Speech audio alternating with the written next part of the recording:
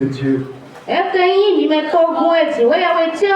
êtes bon, vous êtes beau. Dieu est content de vous. Vous avez fait un bon choix de venir dans sa présence ce matin. Et vous ne manquerez pas vos bénédictions avant de quitter cette vie. Comme papa venait de le dire, il a dit que ces conventions régionales et puis ça tombe sur moi. Je me dis, qui suis-je pour représenter la région? Mais c'est le choix de Dieu. Le Seigneur fera son œuvre. Donc, nos responsables de la région ont choisi un thème. Un thème qu'ils ont tiré du livre de Romains, chapitre 12, le verset 12. Et j'aimerais qu'une bonne volonté nous lise.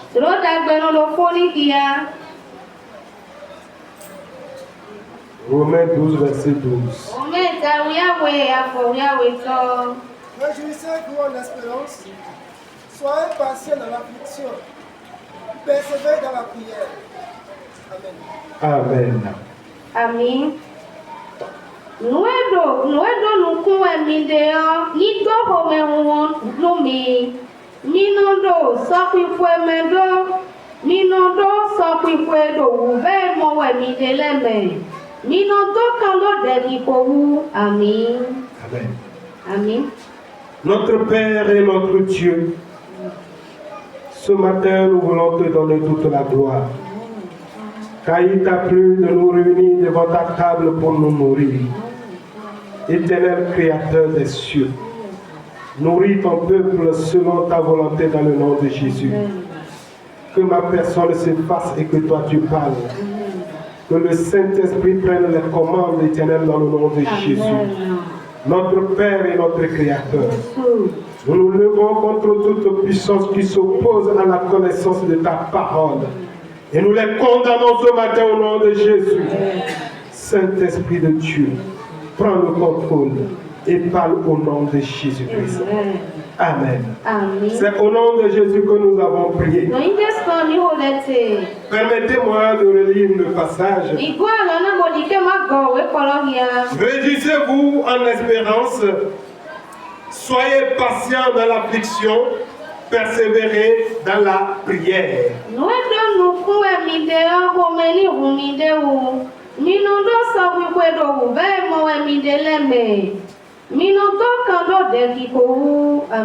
Aujourd'hui, nous plongeons dans un passage d'une puissance intemporelle.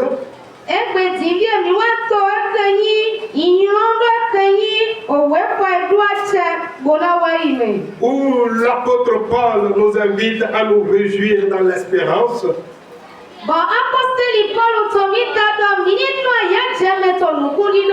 À ce que nous soyons patients dans cette espérance et que nous persévérions dans la prière. Dans ce monde souvent qui est marqué par de l'urgence,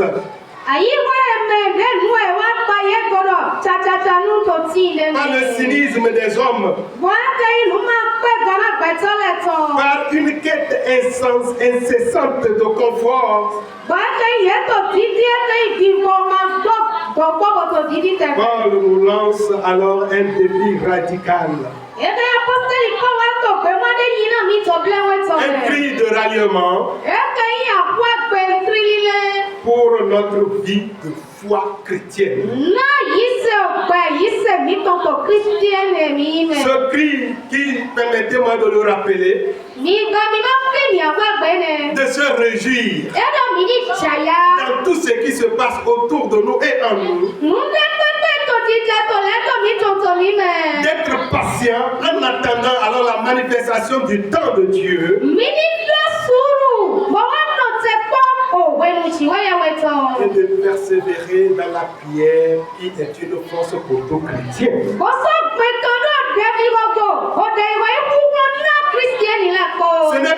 suggestion que Paul nous adresse, mais une direction. C'est une boussole, un guide pour nous. Pour que nous puissions naviguer dans ces eaux troublantes de notre existence.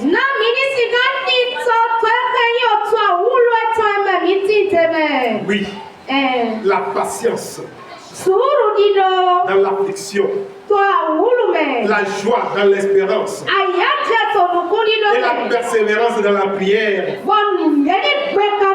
seront alors les trois clés qui pourront alors maintenir notre vie chrétienne et victorieuse dans la foi.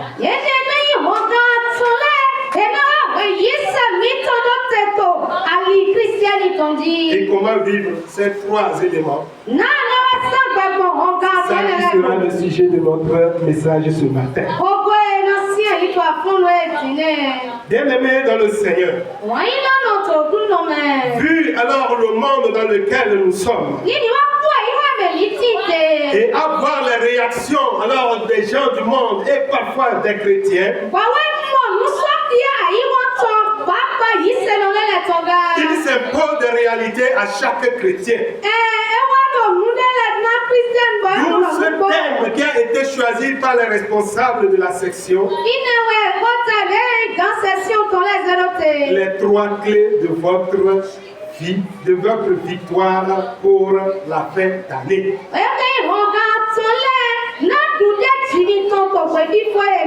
Les trois clés pour votre victoire pour la fin d'année.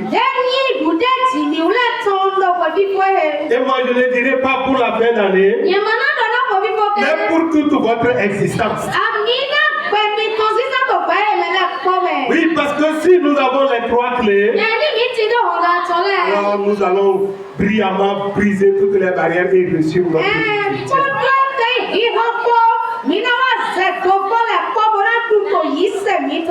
Et l'apôtre Paul s'adressait à ses contemporains romains. Lorsqu'il écrivait cette lettre vers l'an 56 de notre ère,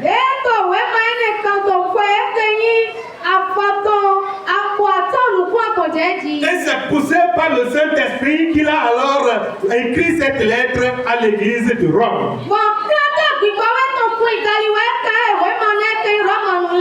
Parce que peu après cette lettre qu'il a écrite, le roi de Rome s'est soulevé contre les chrétiens, leur condamnant de ce qu'ils sont la cause des problèmes qui minaient alors le royaume.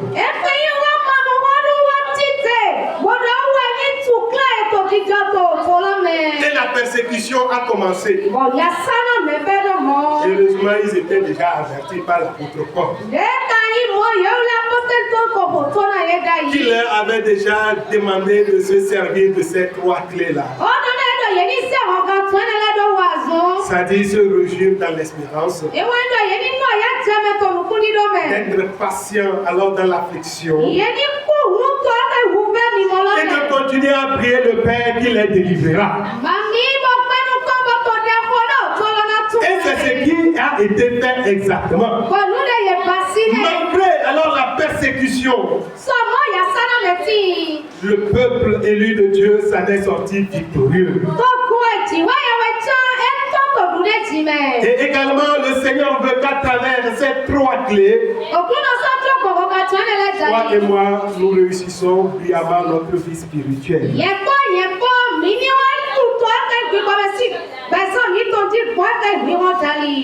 Dans la Bible, le Seigneur recommandait alors à ses disciples et à ses contemporains, il disait, réjouissez-vous en tout temps. Réjouissez-vous, je le répète.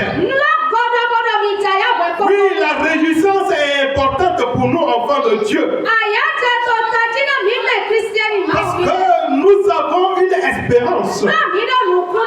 Parce que nous comptons sur quelque chose. Parce que nous savons en qui nous avions cru. Nous ne devons pas nous lamenter, bien-aimés dans le Seigneur. Et malheureusement, c'est ce que nous constatons dans la vie de bon nombre de chrétiens aujourd'hui. face au manquement, face à des maladies, face à des difficultés, nous nous lamentons. Nous ne manifestons pas la joie. Nous perdons toute espérance. Et ceci donne accès à notre ennemi. Ceci donne la voie au diable de pouvoir nous éloigner de l'éternel Dieu.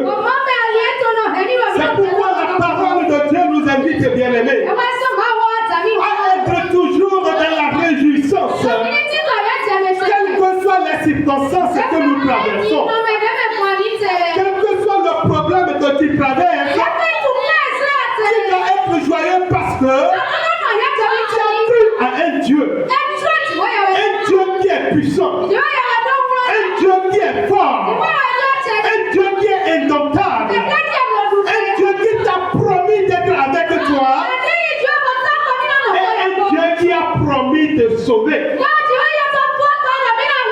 Et qu'est-ce qui fait l'inquiétude de ta vie en ces derniers jours?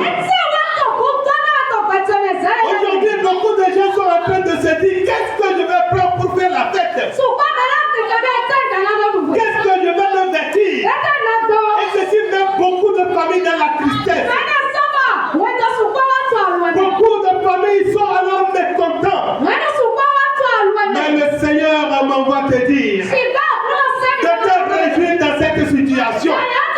Parce que même si tu n'as pas de quoi te vêtir, même si tu es souffrant en ce moment, ton Dieu est auprès de toi. Il est là pour te sauver, pour te changer la situation. Arrêtons nos lamentations, bien-aimés. Cessez de pleurer. Nous glorifions notre Père. Exaltons notre Seigneur à travers cette joie que nous allons manifester.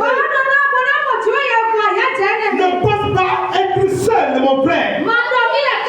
Ne pense pas que Dieu t'a abandonné. Il est toujours auprès de toi. Et cela doit te donner la joie. Le Saint-Esprit est auprès de toi pour te soutenir, pour te fortifier, pour te faire sortir de la situation dans laquelle tu te trouves. C'est pourquoi tu dois te réjouir. Si le monde s'inquiète, nous ne devons pas nous inquiéter. Parce que nous avons un Père. Et il a promis pour voir à tous nos besoins. Quel est ce besoin qui te tracasse au point où alors tu as perdu ta joie? Qu'est-ce qui a fait au point où ton espérance tu l'as perdue? Le Seigneur t'invite à reprendre cette joie. Et je prie ce matin afin que la joie du Saint-Esprit remplisse la vie de quelqu'un au nom de Jésus-Christ.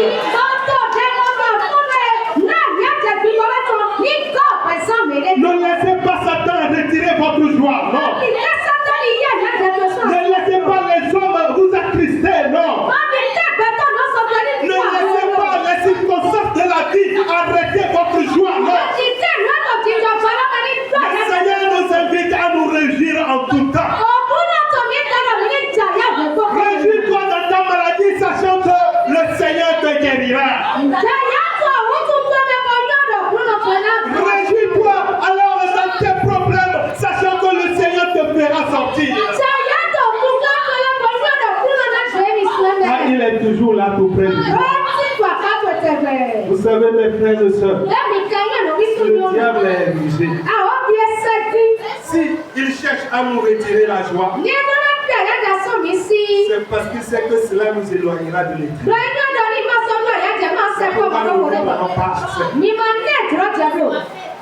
J'ai écouté l'histoire du jeune dame que je voulais bien sûr partager avec vous. C'est une femme qui est toujours contente. Toujours contente. Et le diable a cherché par tous les moyens pour arracher cette voix, cette joie-là. Il l'a rendu malade. La femme était toujours contente, fière. Il Il dit Seigneur, je ne suis pas mort comme ces cadavres, c'est pourquoi je suis content. Je sais que tu me délivres. Il a passé par les enfants, il a frappé les enfants. Les enfants qui tombent en même temps malades. La femme dit Dieu, je sais que tu es Dieu, tu es avec moi. Et ça, ma joie ne peut jamais s'arrêter à cause de cette maladie. Un jour, la femme devrait aller encore rendre visite à ces deux enfants qui sont malades. Et si la voix, le diable a mis encore une barricade. La femme a fait alors accident avec son véhicule. Le véhicule est cabossé complètement. Elle est sortie elle-même. Quand elle est sortie là, elle a commencé par louer le Seigneur. Elle vient et elle glorifiait le Seigneur. Elle vient et glorifiait le Seigneur. Le monde est venu autour d'elle. Pendant que le monde est entouré autour d'elle, et quelqu'un a commencé par parler au milieu d'eux. Il dit, toi femme là, j'ai tout fait pour toi. J'ai tout fait pour arracher ta joie. J'ai tout fait pour te faire souffrir. Et à chaque fois, tu es toujours contente. Tu es toujours contente. Aujourd'hui, je te quitte et je te libère.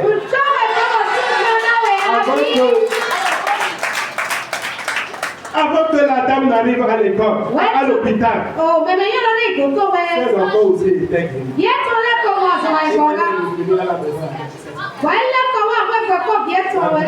La voiture déjà avancée. Même si le diable cherche à détruire, il a déjà presque détruit. Réjouis-toi. Parce que nous avons un Dieu qui arrange tout. Il a tout déchiqueté de Job. Mais Job a dit que je peux tout perdre. Mais mon âme se régira toujours de ce C'est pourquoi mon frère et ma soeur, réjouis-toi comme l'apôtre Paul nous le dit à faire. En comptant sur ton Dieu, en comptant sur le salut que le Seigneur a préparé pour toi. Oui, tu as un royaume qui t'attend. Un royaume dans lequel tu seras toujours dans la fierté. Un royaume dans lequel tu seras dans la félicité de Dieu.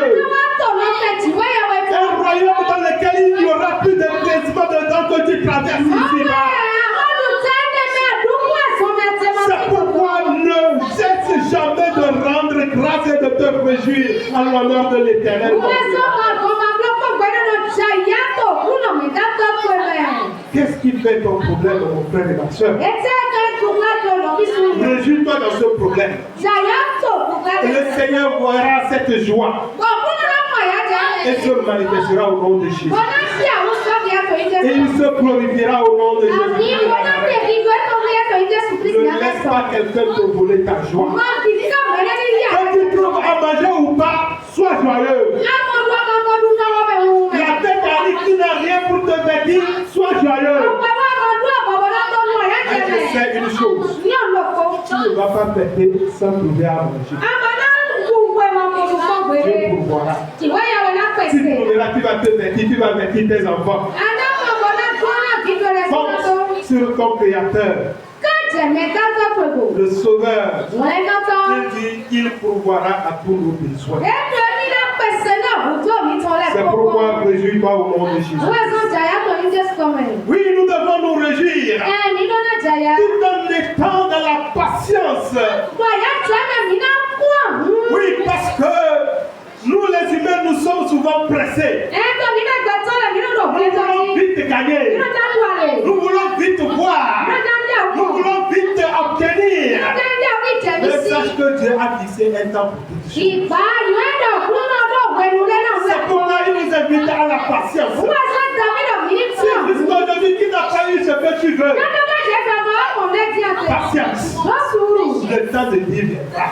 Si aujourd'hui tu n'es pas encore guéri, patience.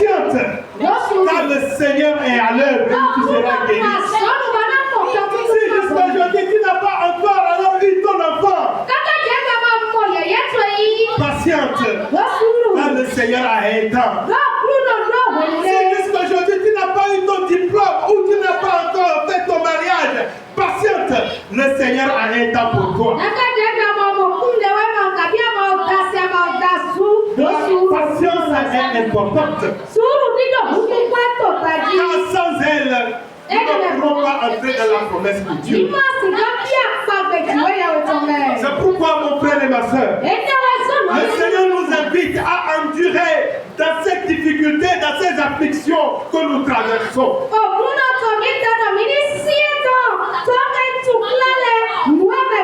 Tu n'abandonnes pas.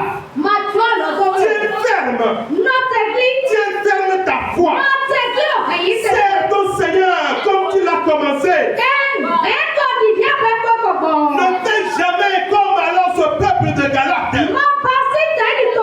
Qui au début ont commencé par servir le Seigneur avec engouement, avec engagement, avec force et joie. Mais à un moment, il s'est arrêté. Et Paul leur disait, qui vous a arrêté? Et ce matin, je vais te dire, qui t'a arrêté dans ton endurance? Ne laisse pas Satan t'arrêter. Quand le problème de ce monde ne t'arrête pas, quand la maladie ne t'arrête pas, quand la stérilité ne t'arrête pas, mais c'est ton Dieu. Mets ta confiance en lui. Continue à marcher avec lui. Continue à travailler pour lui. Et il se réveillera au temps convenu au nom de Jésus-Christ. Car il a fixé un temps pour ta délivrance. Il a fixé un temps pour alors glorifier son nom. S'il te laisse obtenir ce que tu veux maintenant, quelle gloire tu vas retirer dedans? Quel sera ton témoignage? Donc il faut que nous passions alors par ces barrières. Il faut que nous endurons ces obstacles. Il faut que nous passons par des tempêtes. Il faut que le diable nous secoue. Il faut que le monde nous secoue. Pour que la gloire de Dieu puisse s'éclater. Si le Seigneur Jésus-Christ n'était pas secoué, s'il n'avait pas tremblé à gauche et à droite, son nom n'allait pas s'étendre de lieu en lieu. Comprends que ta situation actuelle est pour la gloire de Dieu. Et le Seigneur le fera afin que tu témoignes de sa grandeur.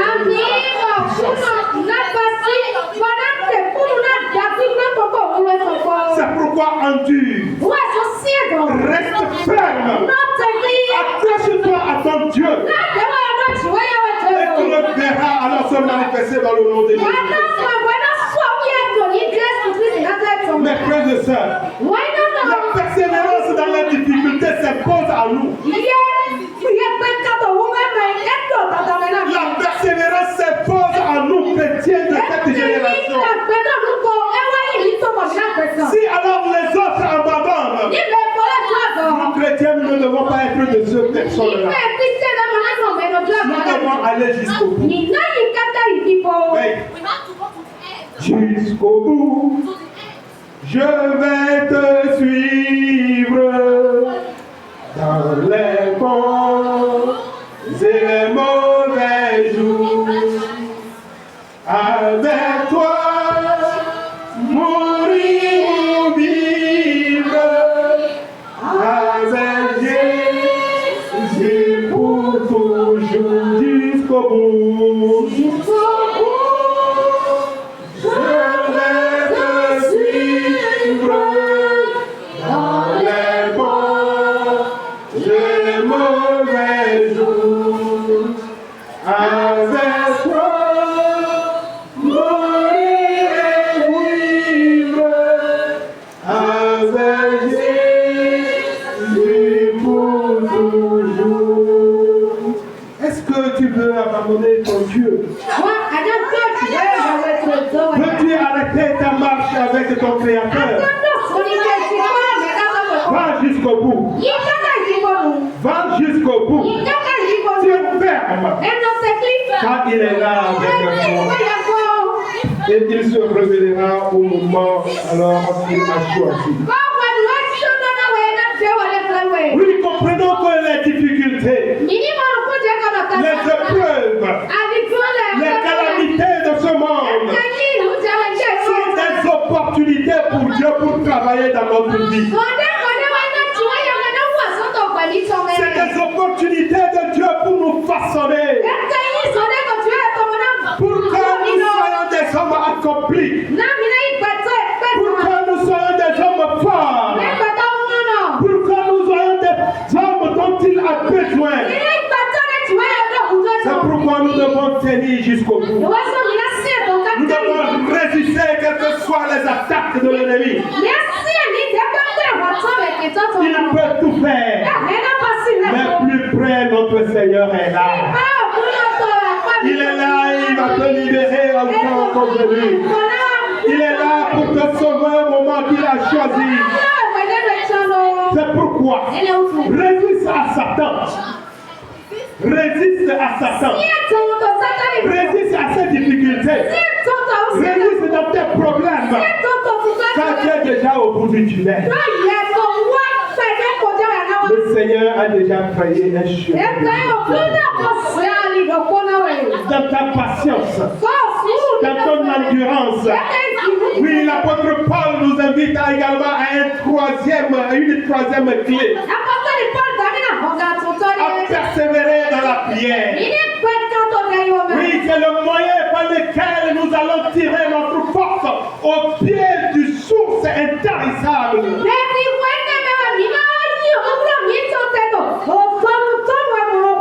Tu ne dois pas fermer ta bouche pendant que tu traverses ces difficultés.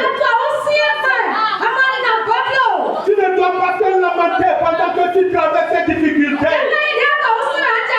C'est l'occasion de te rapprocher de ton Créateur. C'est l'occasion d'appeler ton Créateur. C'est l'occasion de l'invoquer comme il a déclaré. Il dit, invoquez-moi et je vous répondrai. Lorsque vous êtes en détresse, invoquez-moi et je vous répondrai. Dans tes afflictions, dans tes problèmes, dans tes difficultés, alors crie à ton Dieu. Parle à ton Créateur. Appelle-lui et il répondra. Ne ferme pas ta bouche. Oui. Pourquoi tu fermes ta bouche? Il faut parler à ton Seigneur. Aujourd'hui, nous disons, le Seigneur sait ce que je traverse. Le Seigneur connaît ma situation. Il dit, non, j'ai déjà prié beaucoup, c'est bon comme ça. As-tu obtenu ce que tu veux? Tu as eu ta délivrance? Tu as eu ta restauration? Tant que tu ne l'as pas eu, le Seigneur te demande de prier. C'est pourquoi le dimanche, je suis passé, il y a la leçon de l'école de dimanche vous disait. Si tu as prié, il faut encore prier. Si alors tu as fini de prier, il faut encore prier. Si tu as problème, il faut prier. Si tu as dans la joie, il faut prier. Et c'est ce que le Seigneur veut te parler. Priez sans cesse. Priez dans vos situations. Ne fermons pas nos bouches. Car en élevant nos voix vers l'Éternel, il est fidèle. Il est fidèle. Il dit, je veille sur ma parole afin de l'accomplir. C'est lui qui a dit, invoquez-moi, je vous répondrai. Il va te répondre. Il va te répondre. Alors mon frère et ma soeur, à travers ces trois clés dont nous venons de parler, c'est réjouir dans alors l'espérance, patienter dans l'affliction et prier sans cesse. L'apôtre Paul nous invite, il invite toute la communauté chrétienne à alors faire usage de ces clés. Car c'est par ces moyens que toi et moi, nous aurons la victoire sur l'adversité. C'est par ces moyens que toi et moi, la puissance de Dieu se manifester dans votre vie. Ne regarde pas à tes faiblesses. Ne permets pas à Satan de t'arrêter. Ne permets pas aux hommes de Dieu de t'arrêter. Non, mais réponds à l'appel de l'Éternel. Et réjouissons tous les jours. Alors patientant dans la pensée, dans l'espérance. En étant toujours dans la prière. Mon frère et ma soeur, ce matin, qu'est-ce qui arrache ta joie? Qu'est-ce qui fait que tu veux t'arrêter alors dans ton engagement avec le Seigneur? Pourquoi tu as arrêté de prier ton Créateur? Le Seigneur nous appelle à à les saisir et à commencer à les manifester. Car c'est le seul moyen qui pourront donner aux chrétiens une vie victorieuse en Christ.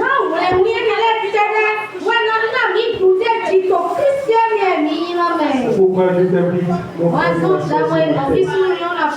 à te lever, nous allons invoquer le Seigneur.